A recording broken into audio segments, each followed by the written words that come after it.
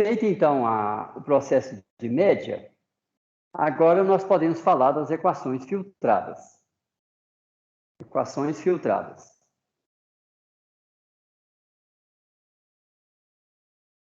Essa noção de filtragem, ela foi trazida por Smagorinsky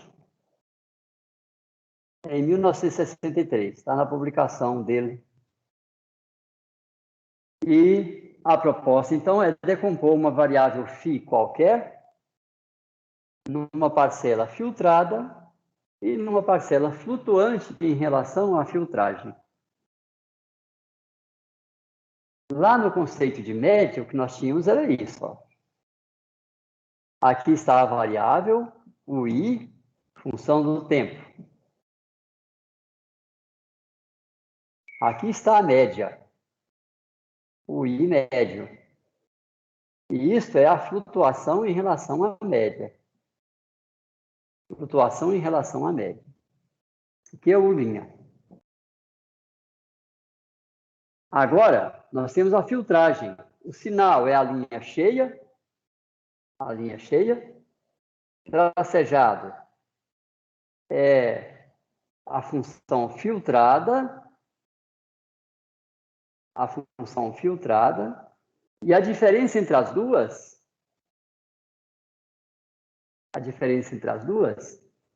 é a variável flutuante.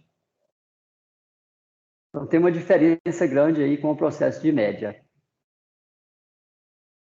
Continua sendo a decomposição numa parte filtrada e uma parte flutuante.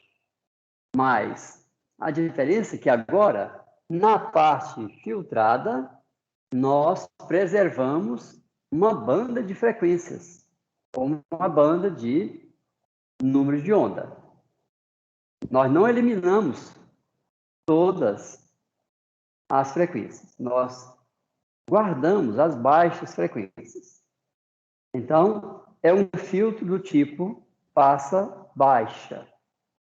As baixas frequências ficam. As altas frequências são eliminadas pela filtragem. O que equivale a pegar o espectro, pego o espectro e trunco. Aqui está a frequência de corte. No sinal que permanece, eu tenho essa banda. E na parte filtrada, eu tenho esta banda. Essa banda vai ficar nas equações de balanço. Então, essa banda vai ser resolvida quando resolver o problema de fechamento. E essa banda é o que vai estar contido no filinha. Com a média, nós filtramos todo o espectro. Todo o espectro. Nós vamos capturar apenas o comportamento médio. Então, a gente vai calcular a média modelando a interação entre a média e todo o campo flutuante. Já no processo de filtragem, nós vamos calcular essa banda e vamos modelar as interações não lineares entre as duas bandas. É isso que nós vamos modelar. É um erro conceitual falar que nós vamos modelar a banda filtrada. Não. Nós vamos estar modelando o que acontece fisicamente e que não está sendo calculado. São as interações não lineares entre essa banda e essa banda. É isso que a gente modela. Modelo de fechamento. Bom, então está aí, pessoal, a noção de filtragem. Como é que a gente filtra? Filtragem é, por exemplo, o φ filtrado vai ser a integral de convolução de g de τ, φ de x, t menos τ, dt. Então, isso é uma integral de convolução, onde g é a função filtro. Ou então, uma filtragem espacial, onde você integra no espaço. E o H é a função filtro espacial. Então, está aqui no espectro a banda de frequências presentes no sinal ou banda resolvida. Aqui é a frequência de corte. Essa é a banda de frequência presente no sinal completo, é todo o espectro. E essa é a banda de frequências que a gente chama de submalha. Submalha ou subpasso de tempo. É a banda que está abaixo da malha.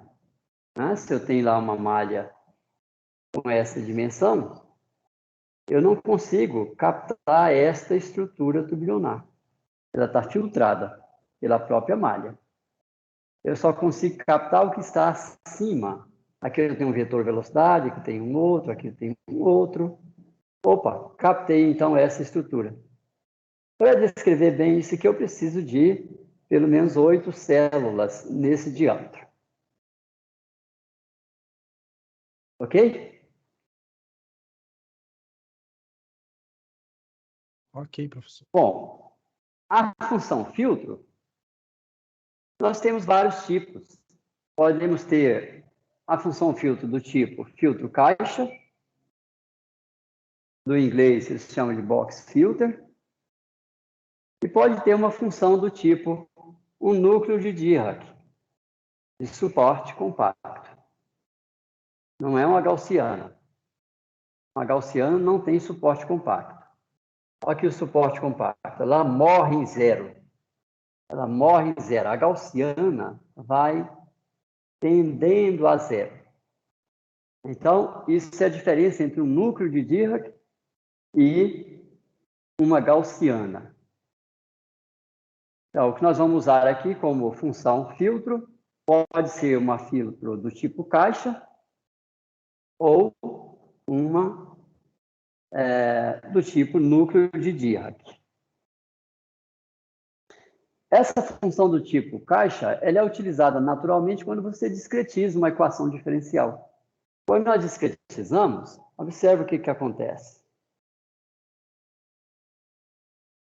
Eu digo que nesta célula, a minha variável assume um valor que é constante em toda a célula.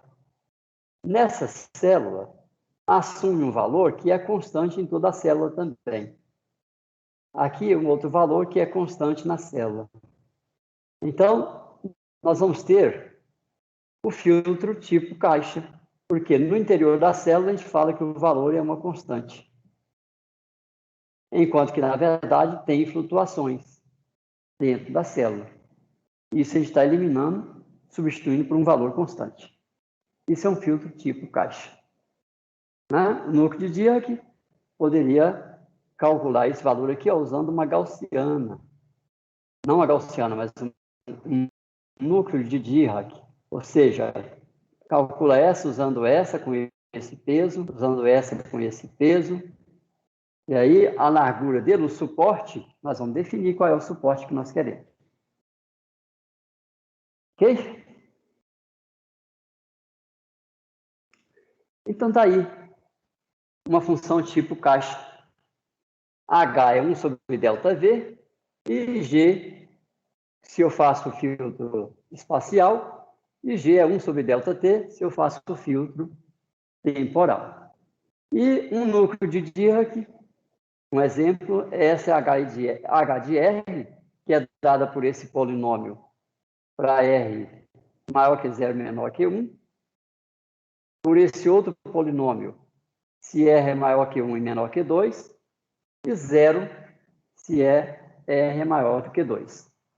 Então, está aí a ação dessa função. Isso aqui é uma função de suporte compacto de largura 2.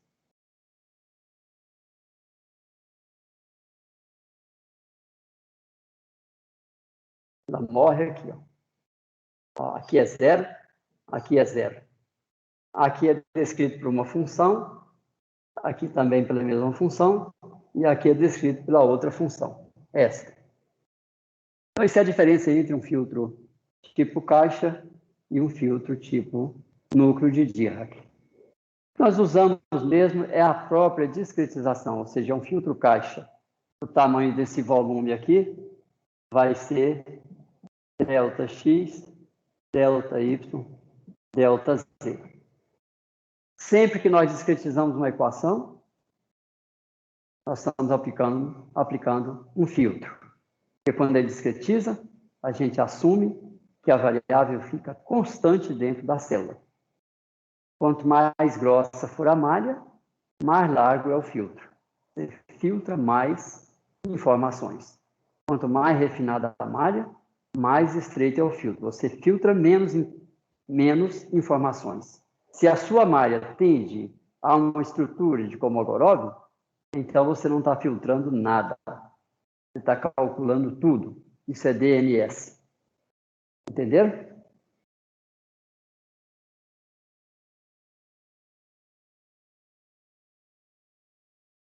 Bom, então, estão aqui as equações filtradas. Se eu aplico o formalismo aí para a filtragem, novamente aparece o mesmo problema aqui, olha.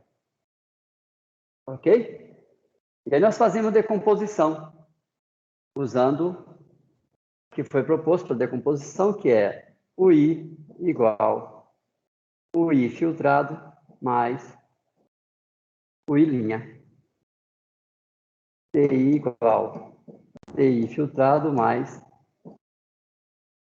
T não tem índice, é T simplesmente, mais T'. Chega então a todos esses termos. Observa que tem aqui, olha, a variável filtrada novamente. Bom, e agora nós temos que usar as propriedades de filtragem, que são diferentes das propriedades de média. Diferente das propriedades de média. Está aqui os resultados. Então, para converter este produto duplamente filtrado neste, que é o que nós queremos, a gente define um tensor chamado tensor de Leonard, que é essa diferença. Tem também o tensor, o fluxo de Leonard, tem o tensor cruzado, que são as informações cruzadas. Observe que agora, essa grandeza aqui, ó, não é mais uma constante, ela não pode sair dessa filtragem. Então, isso aqui não é zero, como foi o caso de média. Tá? Isso aqui também não é zero. Por isso, é que agora nós fizemos o mesmo processo proposto por Boussinesq, mas aparece, ao invés de apenas o tensor de Boussinesq-Reynolds, aparece também o tensor cruzado e o tensor de Leonard. Aqui eu pulei algumas passagens, pessoal, que está detalhado no livro, tá? Está bem detalhadinho lá. Bom, então veja que o que apareceu de novidade aqui, em relação às equações médias, é que nós temos tensores adicionais e fluxos vetores adicionais. São o tensor cruzado, o fluxo cruzado, o tensor de Leonard e o fluxo de Leonard. Novamente, temos aqui o problema de fechamento. Só que agora, com um número maior de termos que precisam ser fechados. Aqui eu tenho 6 termos, mais 6 termos, mais 6 termos. Então, agora eu tenho 18 incógnitas. E aqui mais 3, mais 3 e mais 3. Ou seja, são 27 incógnitas adicionais.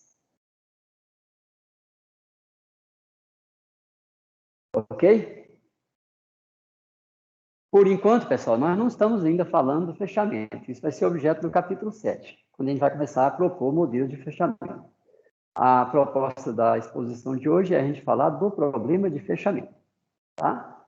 Então, tá aí o problema de fechamento quando a gente faz a filtragem. Bom, essas, então, são as equações filtradas, as quais são equações no sentido que tem mais incógnitas do que equações. Os 4 tensores e os 4 fluxos adicionais devem ser modelados, mas esse tema será abordado no capítulo 7. A modelagem separada de cada um desses tensores e fluxo representou para a comunidade científica mundial uma expectativa otimista, poder melhor representar a turbulência. No entanto, essa expectativa foi traída ao se perceber que a importância do tensor de Boussinesq-Reynolds, submalha, e os tensores cruzados e de Leonard, assim como a importância do fluxo turbulento e os fluxos cruzados e de Leonard, são muito grandes, ou seja, isto é muito mais importante do que isso somado com isso. E isto é muito mais importante do que isso somado com isso. Então, a modelagem separada de cada um desses entes tem um custo elevado, mas representou um ganho pequeno. No nosso trabalho de doutorado, a gente foi os primeiros a checar que essa constatação, que tinha sido até então feita para escoamentos tipo turbulência homogênea isotrópica, essa constatação é levada para um escoamento numa expansão brusca. Nós demonstramos, com base em resultados, que esses tensores adicionais e os fluxos adicionais eram desprezíveis diante do fluxo do tensor de Reynolds, de Boussinesq-Reynolds e do fluxo de Boussinesq-Reynolds. Então, a é que não valia a pena esses tensores separados, mas é um engano dizer que eles foram desprezados. Não, eles foram incorporados em um só. Em um só. Como é que foi feita essa incorporação? Foi feita a definição desse tensor e desse fluxo dessa forma. É a diferença entre o produto filtrado e o produto das funções filtradas. É a diferença entre o fluxo, entre o produto, velocidade e temperatura filtrado e as propriedades filtradas. Definimos, então, isto e isto. E se a gente fizer o desmembramento disso aqui, nós vamos chegar à conclusão que isso aqui é igual ao tensor de Rayleigh mais o cruzado mais Leonard. Ou seja, nós empacotamos num termo só. Então, foi feita uma definição, uma nova definição do tensor, que agora a gente continua chamando, mas não seria nem devido chamar isso aqui agora de tensor de Boussinesq-Reynolds, porque tensor de Boussinesq-Reynolds é para o conceito de média. Aqui já é o conceito de filtragem. Tá? Mas é um tensor global, a gente chama isso de um tensor global de Boussinesq-Reynolds. E aí, nós trazemos, ao invés de trazer decomposto, que é o I'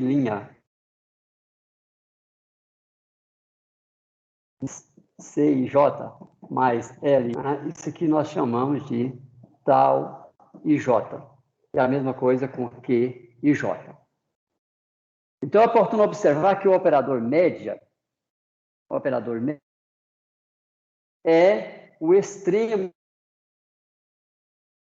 com o qual todas as frequências ou todos os números de ondas são filtrados, restando apenas o comportamento médio do sinal filtrado.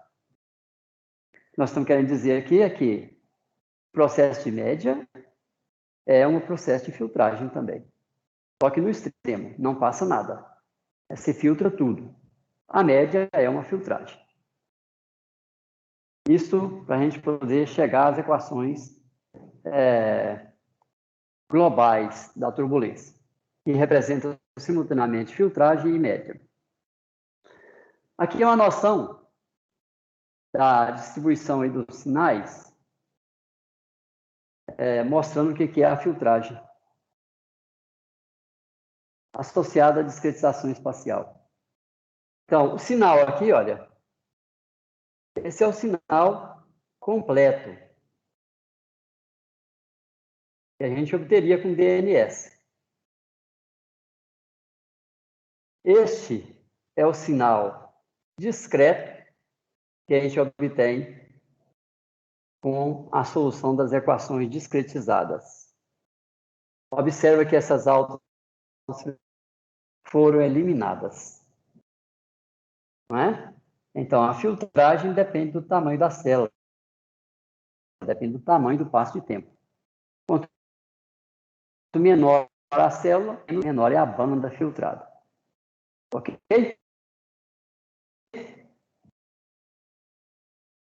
Bom,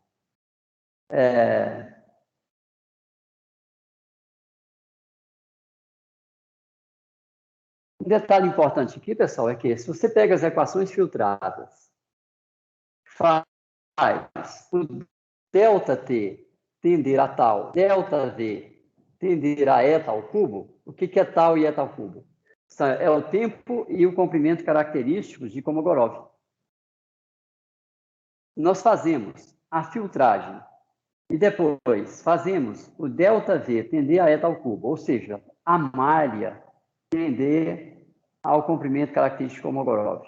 E o passo de tempo tender ao tempo característico de Kolmogorov, então a filtragem está desaparecendo. Nós vamos, então, resolver por DNS. Se nós fazemos esse limite, o tensor tau e j e o vetor q, i tendem a zero. Não tem mais o problema de fechamento. É para mostrar que as equações filtradas são, se você não é necessário modelar, quando você faz o tamanho das células e o tamanho do passo de tempo tender às grandezas características de Kolmogorov. Aí, automaticamente tendem a zero, entenderam? Aqui, ó, tendem a zero. Conclui-se, então, que as equações filtradas, 644, 640, tendem, respectivamente, à equação da continuidade, a equação de Navier-Stokes e a equação da energia, quando a gente faz o limite com ΔV tendendo a eta ao cubo e ΔT tendendo a tal. Conclui-se ainda que essas equações, são formas mais gerais das equações para a modelagem da turbina. Elas são equações filtradas, mas tendem às equações médias de Boussinesq-Reynolds ou às equações de Navier-Stokes, conforme você faz os limites. Se você engrossa muito a malha e o passo de tempo, você tende às equações médias de Reynolds, porque a média é o extremo da filtragem. E se você faz estruturas de Kolmogorov, então você está tendendo, as equações filtradas está tendendo às equações originais. Continuidade, Navier-Stokes e energia. Entenderam? Então, isso é interessante, né, que as equações filtradas, elas estão no meio do caminho, entre as equações médias de Reynolds e as equações originais. Você pode obter ambos através dos limites.